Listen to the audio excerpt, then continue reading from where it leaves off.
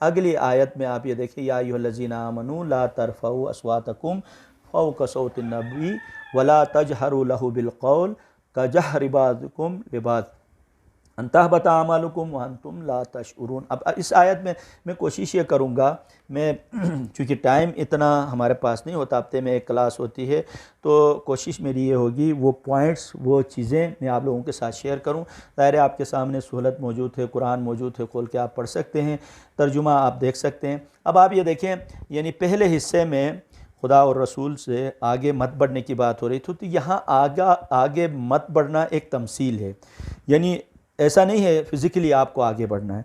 आगे बढ़ने से मुराद ये है, देखिए मसलन घर के अंदर कोई बात होती है, बड़े जो है फ़ैसला करते हैं सुबह हम ये काम करेंगे, आप अपनी बीच में पख आप लगाते हैं कि आप अपनी बात आप करके माँ बाप के बुज़ुर्गों की उस बात को आप नज़रअंदाज करते हैं, तो उमूमी तौर पे ये कहा जाता है देखो इन्होंने माँ बाप की बातों को पीछे की और अपनी बात को आगे बढ़ाई। तो यहाँ जो आयत में हमें जो हुक्म है उसमें उमूमन मुफस्सिरीन जो है यानी इस बात की तरफ इशारा करते हैं कि कहीं पे भी हुक्म मौजूद हो तो आप अपनी मत चलाओ, बल्कि अल्लाह और उसके रसूल सल्लल्लाहु अलैहि वसल्लम की बात की पैरवी करो। ये बुनियादी तौर पे मैसेज था। अब दूसरी आयत में क्या है कि आप जो है अपनी आवाज़ों को रसूल की आवाज़ से बुलंद मत करो, और जिस तरह आपस में एक दूसरे से आप बात करते हो उसी स्टाइल में आप रसूल के सामने बात नहीं करो।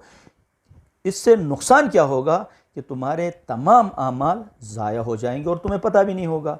अब यहाँ पे ज़ाहिर है वो जो मकाम मर्तबा हमें समझाया गया है कि जिस तरह आप आपस में गुफ्तगू करते हो उसी स्टाइल में अल्लाह के नबी सल्लल्लाहु अलैहि वसल्लम के सामने गुफ्तगू ना करो। ये देखो ये बिल्कुल वाज़ेह एक चीज़ है। आप जब बड़ों की महफिल में आप बैठते हैं तो वहाँ बड़े जब बात करते हैं तो बीच में आप बात करेंगे तो लोग क्या समझेंगे। देखो इसको तमीज़ नहीं है, बड़ों का एहतराम नहीं है। यहाँ बात करना जुर्म नहीं है, बल्कि अपनी चलाना यानी उनके आवाज़ में चीख चीख के बात करना, ये बुनियादी तौर पे आदाब के ख़िलाफ़ है। ये चूँकि इतनी कसरत के साथ इस पर हम बात कर चुके हैं तो इसलिए इस पर मज़ीद जो है बात करना मेरे ख़्याल में मुनासिब नहीं। अगर इस अरसे में ये 2 आयात हम पढ़ चुके हैं, इसमें किसी बच्चे को अगर कन्फ्यूजन है, कोई सवाल है तो आप कीजिएगा ताकि हम आगे बढ़ेंगे।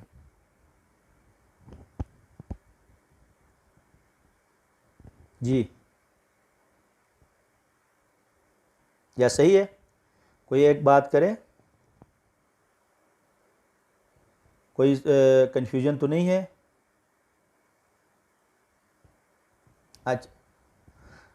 अच्छा, इसी तरीके से आप देखें अगली आयत में बेशक वो लोग जो अपनी आवाज़ों को पस्त रखते हैं, नीचे रखते हैं अल्लाह के रसूल सल्लल्लाहु अलैहि वसल्लम के सामने, तो अल्लाह ताला ने उनके दिलों को चुन लिया है।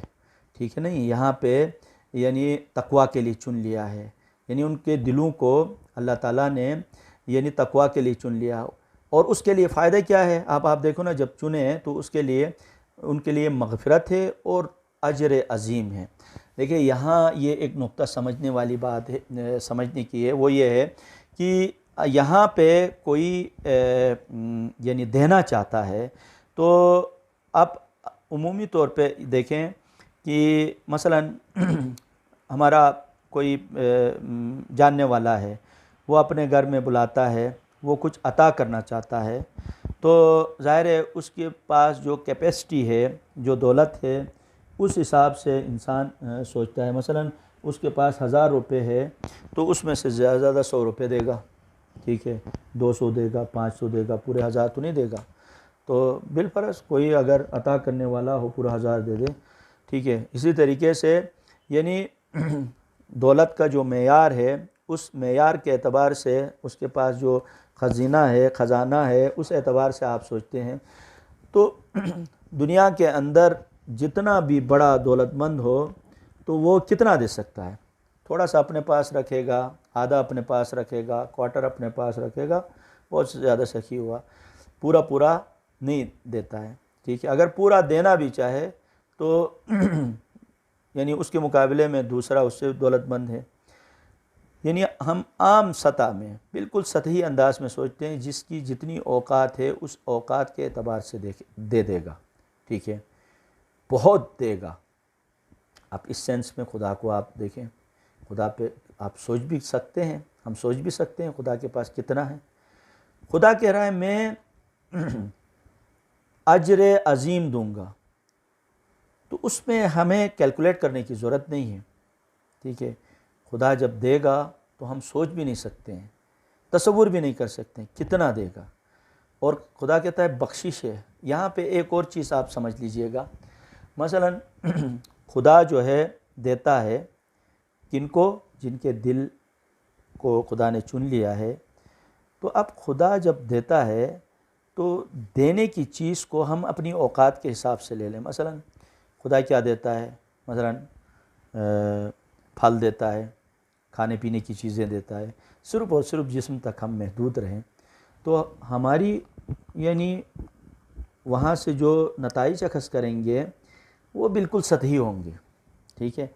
अब उसके लिए एक दूसरा तस्वुर भी निकलता है, वो ये कि जो चीज़ें हमारे पास खाने पीने से मुतल्लिक़ हैं, जितने खुदा के न मानने वाले हैं उनके पास तो हमसे बहुत ज़्यादा है। इतना बेहतरीन पानी उनके पास, रहाइश के, चलने फिरने, खाने पीने, जितनी भी जो चीज़ें आप सोच सकते हैं हम तस्वुर भी नहीं कर सकते हैं, इतनी चीज़ें उनके पास हैं। क्या खुदा ने उनके दिल को चुन लिया है, ठीक है। यानी अगर सिर्फ खाने पीने तक ही महदूद करें तो हमसे तो ज़्यादा उनके पास है।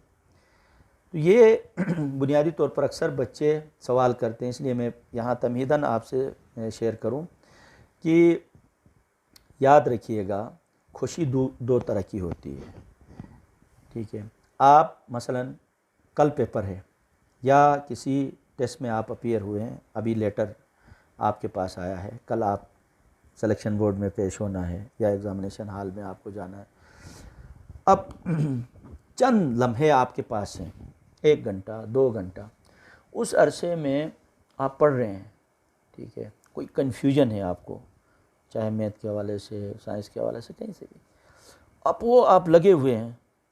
इतने में आपका पसंदीदा खाना आपके सामने आता है, जिसके लिए आप अपना सब कुछ देने के लिए तैयार होते, इतना पसंदीदा खाना आपके सामने आता है। तो 2 रास्ते हैं। एक रास्ता ये है, आपके सामने खाना है, वो खाना खा लो, 1 घंटा उसी में निकल जाएगा, आधा घंटा निकल जाएगा, ठीक है। दूसरी राह ये है, दूसरी सूरत ये है कि आप उस कन्फ्यूजन को दूर करें, ठीक है।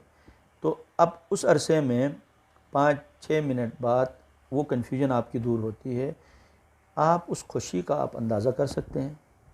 क्या उस खुशी को इस खाने की खुशी के साथ आप कंपैरिजन कर सकते हैं? ज़ाहिर है वो खुशी बिल्कुल ही डिफरेंट होती है। उस खुशी के मुकाबले में ये खुशी कुछ भी माने, या बिलफरस उमूमन यहाँ पे बहुत सारे लोग मैच खेलने के बड़े शौकीन होते हैं, उनका पसंदीदा कोई फ़ाइनल मैच आ जाए, उस अरसे में टीवी के सामने कोई मतलब सामने आ जाए तो आपको कितना गुस्सा आता है। हालांकि आपके सामने खाने पीने की चीज़ें पड़ी हुई हैं, आपकी तवज्जो उस तरफ नहीं जाती है। तो ये जो है बिल्कुल सतही में मिसाल दे रहा हूँ, वो लोग जो किसी मकसद के साथ, किसी अजीम मिशन के साथ जुड़े रहते हैं, चिजाए खुदा की बारगाह में हाज़िर होना, वो तो ज़ाहिर है आप पढ़ते हैं कि तारीख़ के अंदर बहुत सारे वाक़यात हैं कि इंसान की मतलब उस तरफ तवज्जो ही नहीं जाती है, वो जुड़ा रहता है, ठीक है। या इसी तरीके से माँ बाप को बहुत ज़्यादा इंसान चाहता है, औलाद माँ के लिए। अब माँ सामने हो, बात करना चाहती हो, तो उस अरसे में बहुत सारी चीज़ें आती हैं, वो नज़रअंदाज करता है। कितने ऐसे वाक़यात हैं, कितने ऐसे ओहदे हैं, कितनी ऐसी दौलत है, इंसान ने ठुकरा दिया है माँ बाप की वो मोहब्बत लेने के लिए, अल्लाह के रसूल सल्लल्लाहु अलैहि वसल्लम की मोहब्बत लेने के लिए। बहुत सारे वाक़यात हैं जो अपनी जान से हाथ धो बैठे हैं सिर्फ़ और सिर्फ रसूल की रज़ा, खुदा की रज़ा हासिल करने के लिए। मैं मुख्तसरन यहाँ पे चूँकि ज़िमनन एक बात आई थी तो मैंने सोचा आप सवाल करने से पहले मैं इस पर बात करूँ।